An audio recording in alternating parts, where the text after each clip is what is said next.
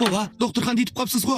Voy balam keldingmi? Voy hech qanday ish yo'q balam. Kela, o'zimga o'xshagan navramdasan.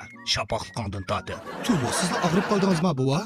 Voy jinim balam, shu sen panyochanga bir qizlarning rasmini chiqarding-ku. Gulmirami, Madina? O qiz bilan og'rib kelishingizdan qanday munosabati bor? Voy shu qizingning rasmini ko'rib, voy yurakdagi ko'riklarim ajrab ketdi o'g'ay.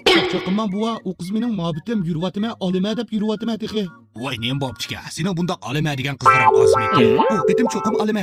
Bovangdan qizvola yo otamsa? Bova, qeyrg'anda nimanda qilasiz? Mushta qilsangiz momamga 100 kilo alamsiz. Yo'q odamning gapini qilmasa.